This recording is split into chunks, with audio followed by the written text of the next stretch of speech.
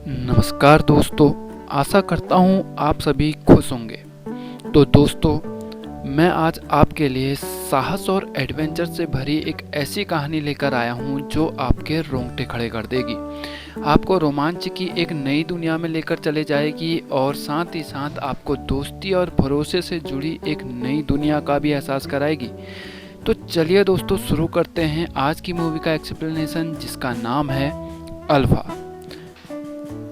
कहानी की शुरुआत में हमें आज से 20,000 साल पुराना यूरोप दिखाया जाता है, जहां अभी भी ऐसे जानवर रहते हैं जो अब इस दुनिया से विलुप्त हो चुके हैं। और ये वे समय है जब आदमी कबीलों में रहा करते थे और पत्थरों से बने हथियारों से शिकार किया करते थे। फिल्म के शुरुआत में हमें ऐसा ही एक कबीले के कुछ लोगों को दिखाया जाता है जो बाइसन, जो कि एक तरह की जंगली भैंस हुआ करती थी, के झुंड का शिकार करने के लिए घात लगाकर बैठे हुए हैं और धीरे धीरे आगे बढ़ रहे हैं। कबीले के सरदार का आदेश मिलते ही वे कबीले के सभी लोग जंगली भैंसों के झुंड पे हमला कर देते हैं, जिससे जंगली भैंसों के झुंड में अफरा तफरी मच जाती है और बहुत सी भैंसें चट्टान से नीचे गिर जाती हैं।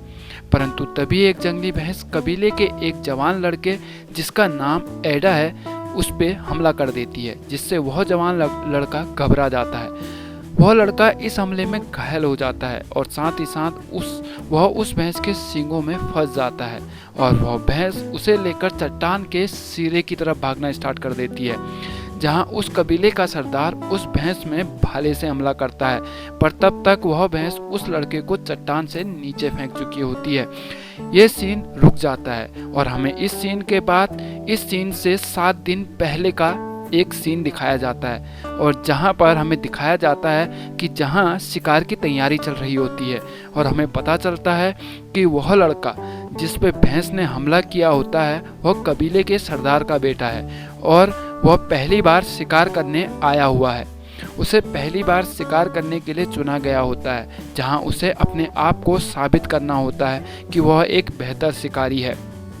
इसके बाद वह कबीला शिकार के लिए निकल पड़ता है और रास्ते में उन्हें एक और कबीले के कुछ लोग मिलते हैं जो उनके दोस्त होते हैं। इसके बाद हमें दिखाया जाता है कि वे अलग अलग जानवरों का शिकार करते हैं, परंतु मुखिया का बेटा एडा बहुत ही नरम दिल होता है, जो बात मुखिया को अच्छी नहीं लगती। मुखिया चाहता है कि उसका बेटा एक शक्तिशाली शिकारी बने उसी की तरह, और एक दिन उसके जाने के बाद वह उस कबीले का सरदार बने। पर एडा बहुत ही ज़्यादा नरम दिल होता है। इसके बाद हमें बहुत ही सुंदर पहाड़, मैदान व जंगलों के दृश्य देखने को मिलते हैं, जहां पर कबीला अभी भी शिकार के लिए आगे बढ़ रहा होता है।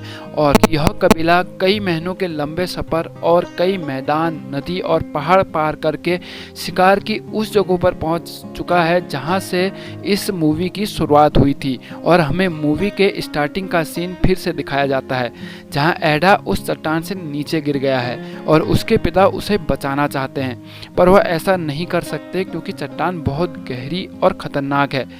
कबीले के सभी लोगों को लगता है कि एडा मर चुका है और वे सभी एडा को मरा मानकर वापस घर लौट चले जाते हैं।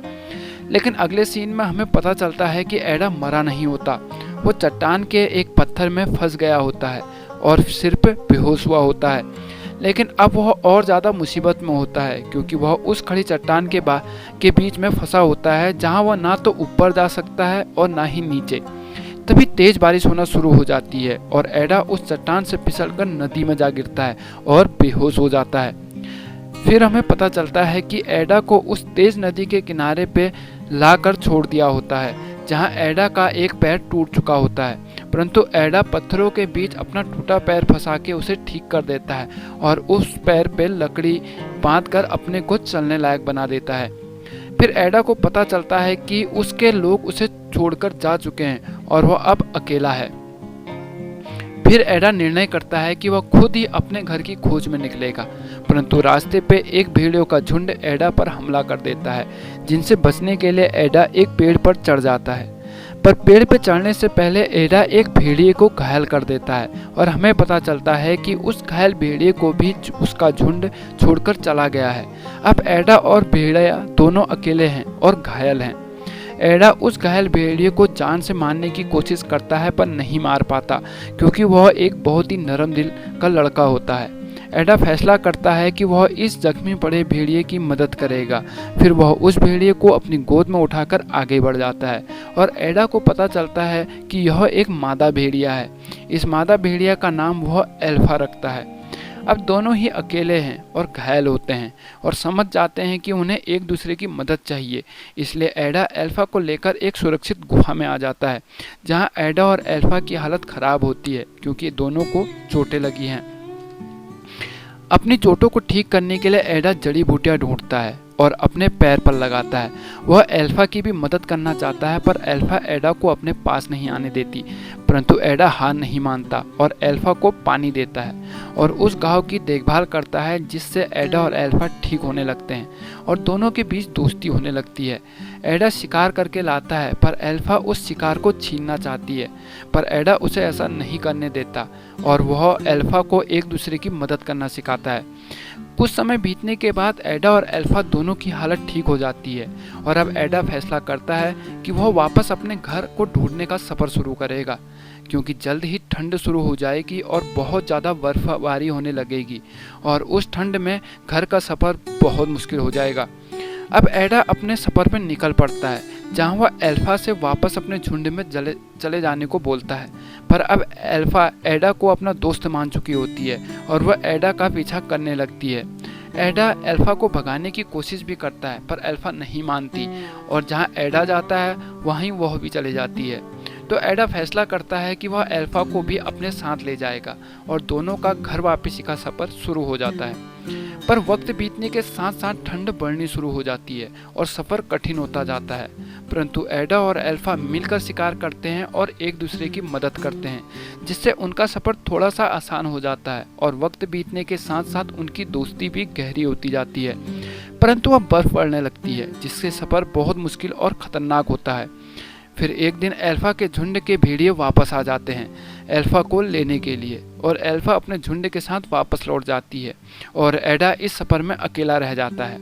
वह एल्फा को बहुत याद करता है, परंतु जैसे जैसे दिन बीतते हैं वैसे वैसे बर्फ़ का तूफान आने लगता है और एडा के लिए अकेले यह सफ़र तय करना मुश्किल होने लगता है। फिर एक दिन अचानक एडा को एल्फा का झुंड दिखाई देता है और वह एल्फा की तरफ दौड़ लगाते हुए जाता है, परंतु एडा अचानक ही बर्फ के नीचे पानी में गिर जाता है और उसे उस पानी से बाहर निकलने का रास्ता नहीं मिल रहा होता है। ऐसा लगता है कि एडा वहीं मारा जाएगा, लेकिन तभी एल्फा वहां आ जाती है और वह एडा की जान बचा लेती है और एडा और एल्फा एक बार फिर से सफ़र में एक दूसरे के साथी बन जाते हैं। यह दूसरी बार होता है जब एल्फा ने एडा की जान बचाई होती है, परंतु अब एडा की हालत ख़राब होने लगती है क्योंकि उसके पास ना खाना होता है ना पानी और साथ में ही बर्फबारी से ठंड बहुत ज़्यादा बढ़ चुकी होती है।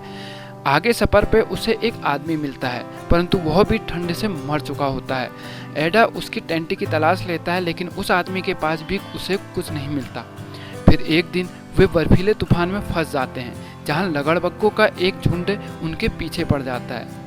एडा और एल्फा दोनों अपनी जान बचाने के लिए एक बर्फीली गुफा के अंदर छुप जाते हैं, लेकिन वह गुफा एक हिम तेंदुए की होती है और वह हिम तेंदुआ एडा पर हमला कर देता है, परंतु एल्फा एडा की जान बचाने के लिए उस हिम तेंदुए से भिड़ जाती है। मौका देखकर एडा तीर से उस हिम तेंदुए को मार देता है, परंतु उस लड़ाई में एल्फा को बहुत चोटें लगती है और उसकी हालत बहुत नाजुक होती है। पर एडा फैसला करता है कि वह एल्फा को नहीं छोड़ेगा और चाहे जो भी हो वह एल्फा को उसे अपने साथ अपने कबीले ले जाएगा और वह सफ़र आगे बढ़ाने लगता है। लेकिन जैसे जैसे वह अपने कबीले के करीब पहुंचता है, उसकी मुसीबतें और हालत दोनों ही खराब होने लगती हैं और फिर एक वक्त ऐसा भी आता है जहां एल्फा के पास चलने लायक ताकत भी नहीं बचती। तो एडा एल्फा को अपनी गोद में उठा लेता है और आगे बढ़ने लगता है, पर अब एडा की भी हिम्मत जवाब देने लगती है और हमें लगता है कि एडा हार मान जाएगा और उसी बर्फीले तूफान में फंसकर अपनी जान गंवा देगा।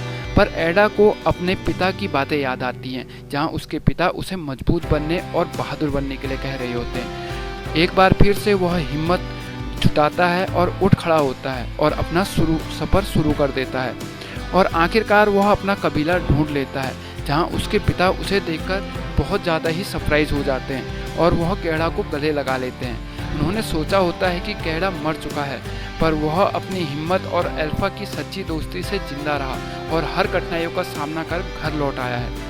फिर आखिर में हमें पता चलता है कि अल्फा माँ बनने वाली होती है और वह कई सारे नए बच्चों को जन्म देती है और कबीले वाले अल्फा और उसके बच्चों को अपना लेते हैं और अल्फा उस कबीले की एक सदस्य बन जाती है।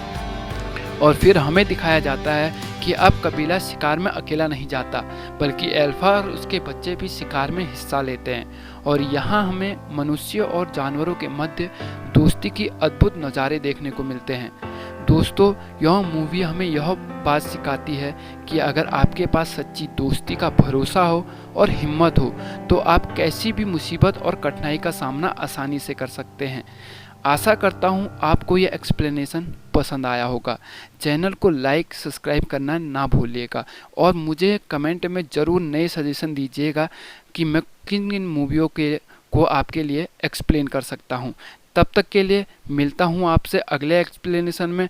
तब तक के लिए आप सभी दोस्त खुश रहिए।